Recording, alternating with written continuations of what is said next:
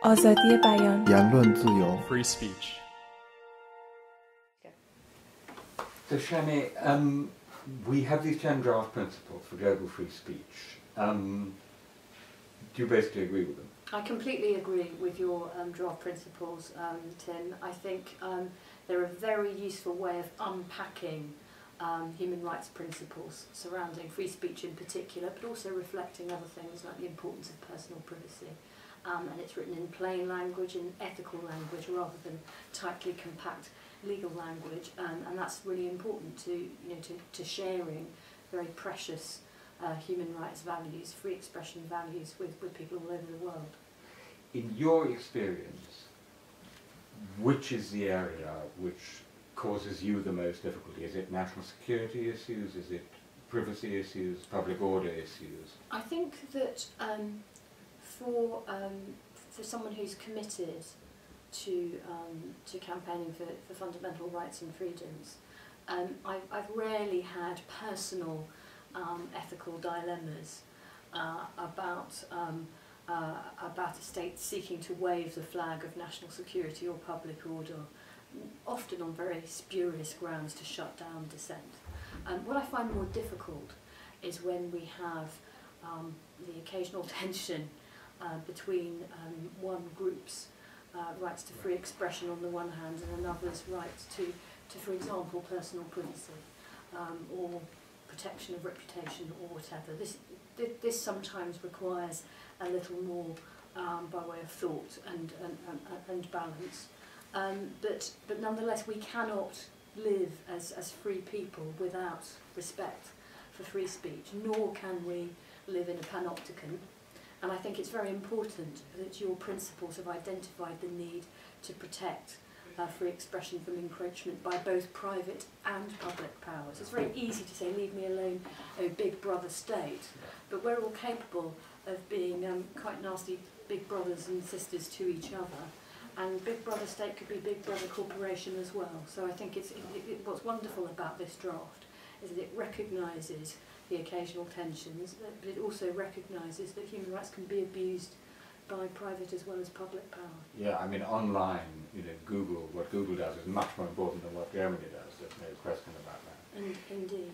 Can I hone in on one of them, which is number 4? We speak openly and with civility about all kinds of human difference, and this goes to the whole hate speech. Yes, I think it's really important. I mean, obviously you've been able to gloss some of the difficulties by putting this in the affirmative.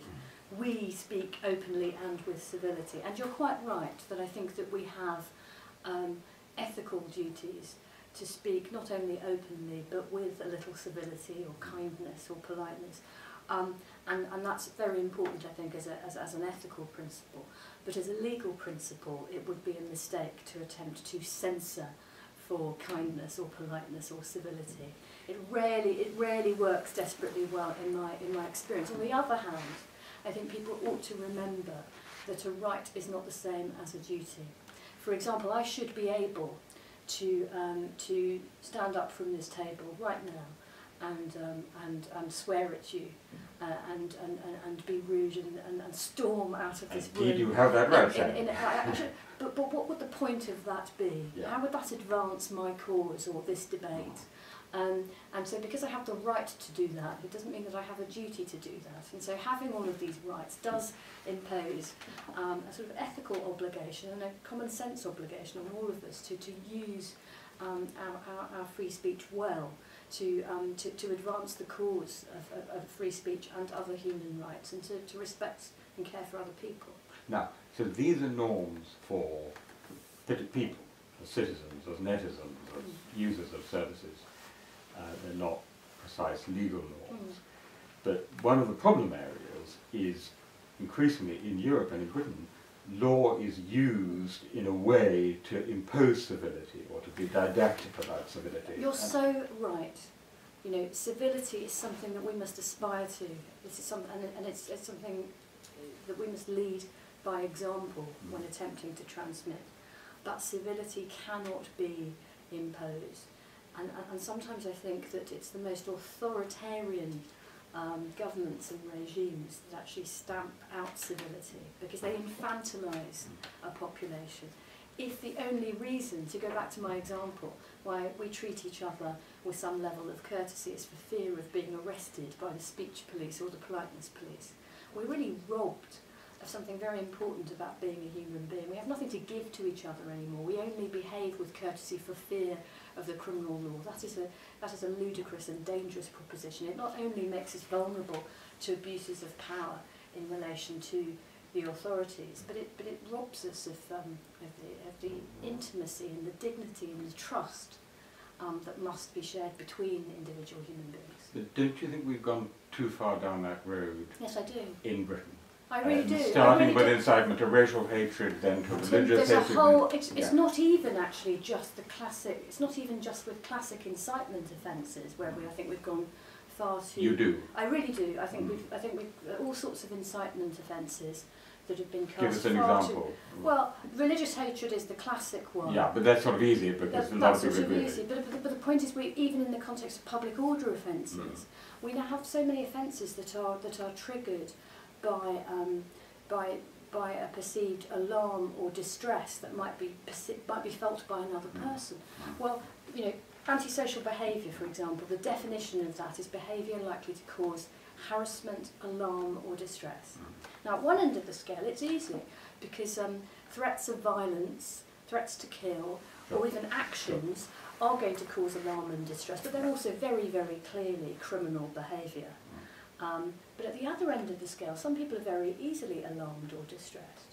They can be alarmed or distressed by the mentally ill or otherwise vulnerable person who speaks in a random way as he struggles down the street. People can be distressed by hearing a foreign language spoken too loudly on a bus. So they should shut up, yes, because it might cause me distress. Yes. So we've got to be so careful about trying to legislate for the perceived distress or offence of other people. And speech offences in general should really be much more tightly drafted. I think the time has come in Britain, after years and years of legislating, no doubt with laudable ambitions and sometimes more politicised ambitions, to say we must have a moratorium in this country on the whole body of law of speech crime. But don't you think when you say a moratorium, don't you think we actually have to roll back? Oh, definitely. A moratorium in order to consider all of these laws in the round. Because, of course, the other thing is that when you create a new criminal offence, you rarely look properly across the statute book and the common law to see whether there is a genuine gap, let alone to study how similar laws have been used and abused by accident or design in the past. So we need to have a review of the whole law of speech crime in the United Kingdom, because it really is incumbent on a great old democracy like the United Kingdom to set a better example before we preach to younger democracies about the value of free speech. And this is such a great idea, and so the idea would be to review the whole range of speech crimes, ranging from incitement to religious hatred on grounds of sexual orientation, through racial hatred, all the way to the Public Order Act. You could start just everything that could be cast as a speech offence. I'm not saying that everything's going to go. This is a genuine exercise designed to look, first of all, at what the coverage of the criminal law is, and which offences may have some worth but possibly are currently too broadly cast, which offences are completely redundant, which offences are positively dangerous. But just looking, first of all, at what the state of speech crime is in the United Kingdom, and then trying to identify some principles about what the limits of speech crime should be. Because remember, we said you said in your draft here that we speak openly and with civility about all kinds of human difference. Now this is what I would want to teach my 9-year-old son. But just because I think that we must promote civility, it doesn't mean that the appropriate way of promoting it is the criminal law. And what ties in... I would say it means it's not the criminal law. No, but the way that... I mean, this is partly about free expression, but it applies in all sorts of other contexts, across all human rights and all human activity. When you want to affect behaviour, inspire behaviour, it's too easy for legislators and governments to say, I want to change behaviour, I will legislate, and I will legislate with a criminal offence. But actually there are a whole range of possible ways to inspire or affect behaviour, beginning at one end of the spectrum with exhortation and example and incentive, and then moving on to disincentive, all civil law, all the regulatory, tax law, all the way to the criminal law at the very extreme, and then of course criminal law that attracts imprisonment, more extreme still. And for too many years, certainly in the United Kingdom, when governments have wanted to affect behaviour, perhaps for laudable objectives, metrication perhaps as a useful device within the the poor old European Union is an example, but all the way to trying to get us to be kinder to each other, we go straight for the criminal law. And when do you think that began? I think you could probably... Could you go back to the 60s? Could you go back to Roy Jenkins? I mean, incitement to racial hatred would be one of the earliest examples. I think you might look at the way that was cast differently in the light of what followed. I think there is an argument. I mean, the stirring up formula in that. I think that very, very good intentions, no doubt about that. And in a context of dramatic circumstances. Absolutely, yeah. And it's which my parents certainly will have experienced. But that's, as I say, this doesn't mean that there's no place for laws of incitement. I prefer incitement laws to be few and far between, and to be attached very closely to likely criminality and violent criminality at that. Right.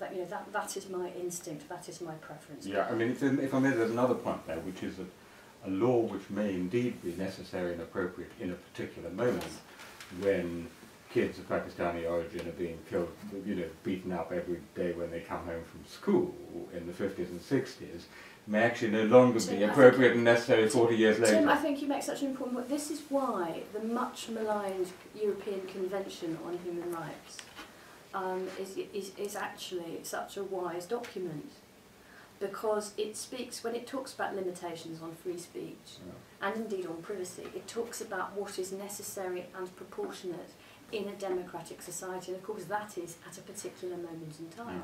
It is, I am not a fan of offences of Holocaust denial, but I can understand that there may have been a moment in Germany immediately after World War II where you had to identify the remnants of a particular worldview and particular regime, and to deny the Holocaust in that context is equivalent to wearing a paramilitary uniform.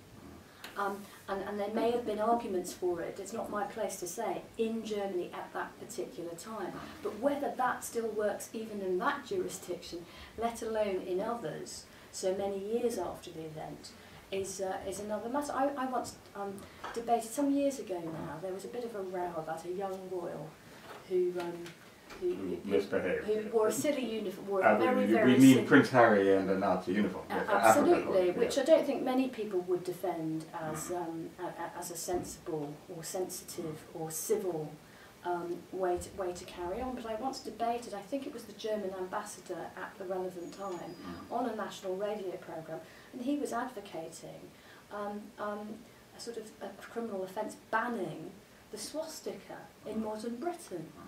And clearly following a pattern of thinking that he'd been used to in his own legal system. And my response to that was the fact that, no doubt, a perfectly decent young person, the latter part of the 20th century, would think it fun to dress in a Nazi uniform suggests that swastikas should not be buried under the carpet. They ought to be better explained.